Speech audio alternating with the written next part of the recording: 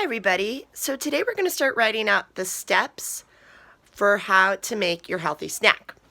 Now remember, as we write each step, we want to make sure we have really clear and detailed diagrams in our pictures with colors and labels to help our reader know exactly what it is they're looking at, and really clear instructions too.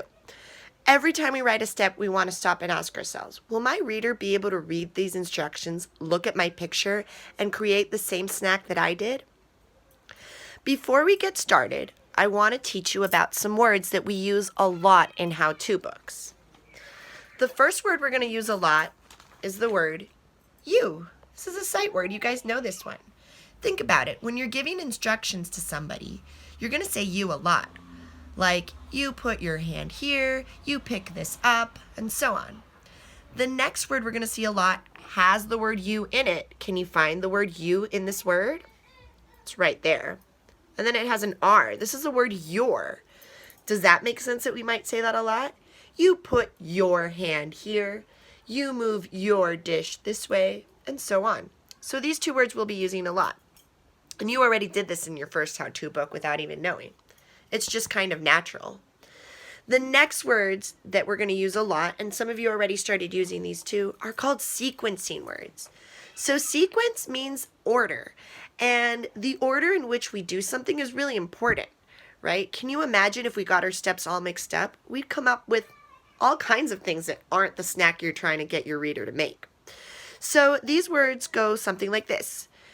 Maybe you would say first in your first step, then second in your second step, and third and fourth. Maybe you would go first and then use words like next and then. And then in your last step, you want to use a word like last or finally to let your reader know that they've come to the very last part of this process. Now, these words are going to be the first words you use at the beginning of each sentence. So let's take a look at what that's going to look like. Here I've prepared my page for my first step. I've already written number 1 here in the little box. You guys are used to using those boxes and writing the numbers in order there. And I was thinking, and I started drawing, my first step was to cut the bananas in slices, remember? So I started drawing my banana, and I'm drawing a banana that's already been peeled to let my reader know that they need to cut a banana that's been peeled, because if you cut slices of a banana that still has its peel on, that's not going to make for a very yummy snack. Okay, here I've got the cut banana piece, and I'm going to draw my knife cutting through that banana. There's my knife. I'm going to put details. Remember, we need a very detailed picture.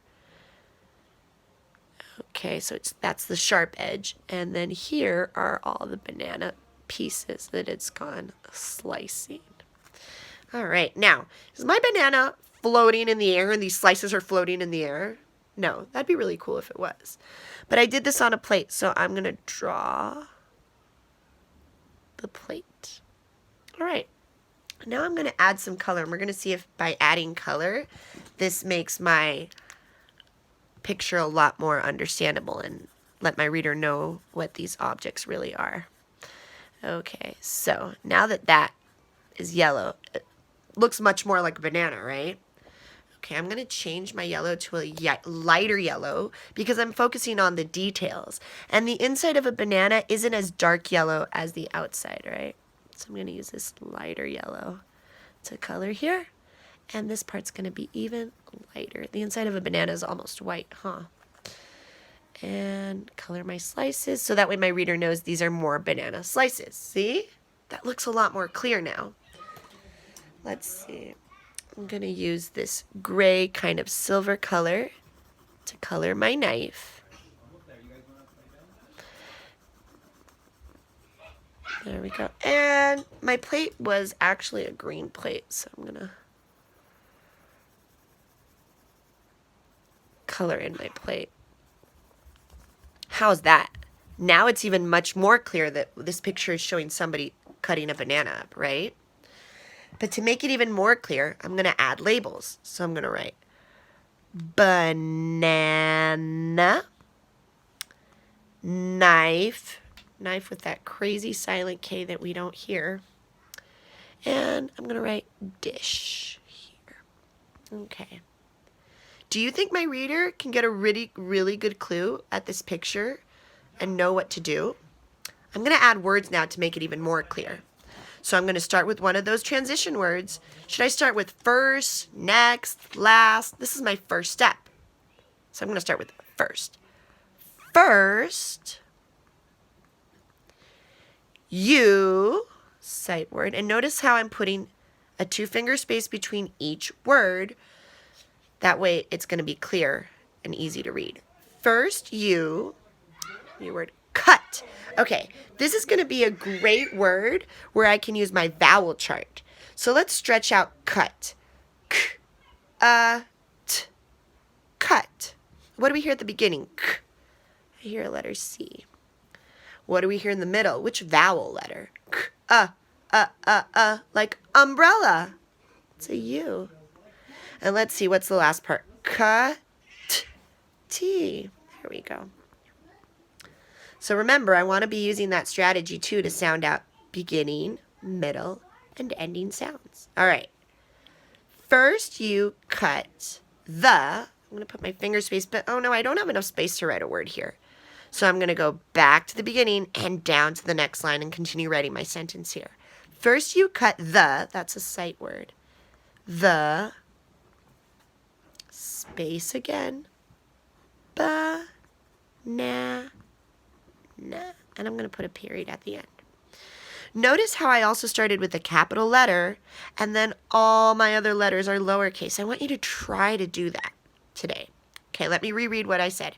First, you cut the banana. And I'm going to ask myself before I move on to the next step, is this clear? If my reader read these instructions and saw this picture, would it be clear for them to follow and do this? I think so. All right, let's go to my next step.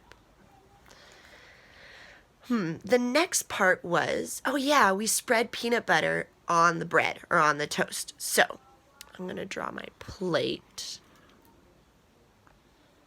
with my toast on it. And my knife. Sharp end over here. Spreading peanut butter on my toast. And I'm even going to put my jar of peanut butter here. On the table. Because these things aren't floating magically around, are they? All right. And now I'm going to color to make it very clear because, for example, this, if I don't color my peanut butter kind of like a light brown, it's not going to be very clear to my reader what it is, right? I'm going to use this color that seems kind of peanut buttery. What do you guys think?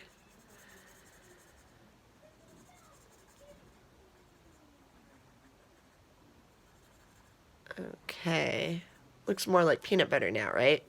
Before it could have been jam, palta, could have been lots of things.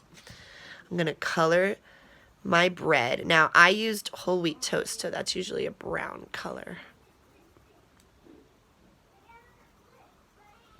And remember, I need details, so I'm also going to add the crust, which is a darker color,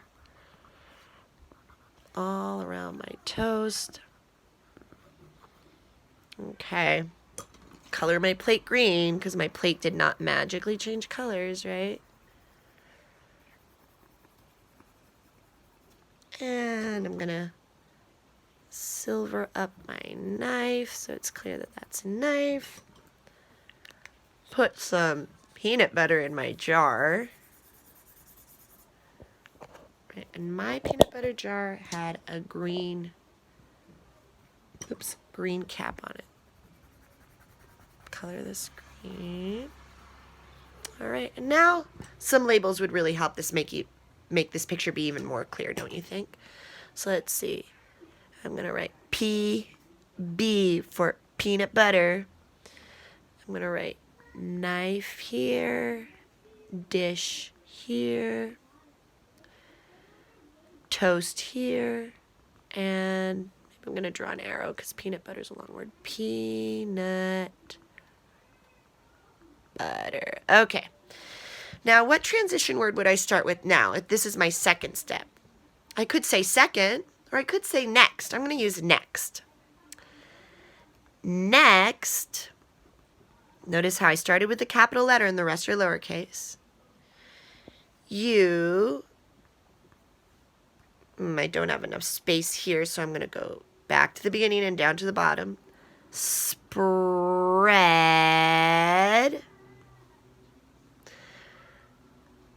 Peanut. Oh, no space. So I'm going to go back to the beginning and down to the bottom. Butter. On. Ooh, that's a sight word. That's a sight word too. Toast. And I'm going to put a period. All right. I'm going to move on to my last step. You can have as many steps as you want. Try to keep it simple, but make sure you have enough steps to make your whole snack process complete. My next step is going to be number 3. This is going to be my last step. And this is where you put the banana and blueberries to make the bear's face. So we've got my dish with my toast. Peanut butter's already spread all over it. Here's the banana ears, the banana nose, the blueberry mouth, and the blueberry eyes. Oh, that looks just like it. Okay. And maybe I'll put a hand here to show that you can do this part using your hands. Use your hands to place these things here. Okay. Some things I can put in my words and some things I can show my reader just by putting it in my picture. Now I'm definitely going to color this, right? Because I want to make it clear that this is banana slices.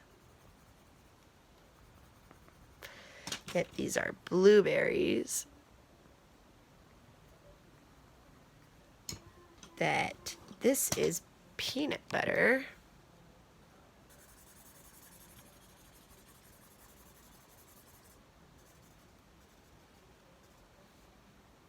And that this is toast. And later on, I'm going to color my hand and my dish too. But right now, I kind of want to go to my words here. Okay. What transition word should I use if this is my last step? I want to use something like, remember, last or finally, right? So I think I'm going to go last. Last. Space. Notice how I use a capital letter and the rest are lowercase. You, that's a sight word. Put. Let's see. P, t. I hear a p. Let's see, vowel again. P, like umbrella. A U again. Put. T. Last you put. Ooh, I don't have space for another word, so I'll go back to the beginning and down. Last you put. Banana for ears. And, ooh, that's a sight word. Blueberries for eyes. And I put a period. There we go. All right, boys and girls. Remember that this part can take a long time. So if you take more than a day to write all your steps, that's fine. These need to be really detailed. Also, for today, I want you to take a picture of whatever you did. Don't feel the need to finish this book today. We want to make sure you work hard and put a lot of detail. So if you just do a page today, that's fine. Take a picture and upload it. Now, if you're really going fast and you finish the book with all the details and all the hard work you need to put on it and you're hungry to write more, go ahead and make another how-to book.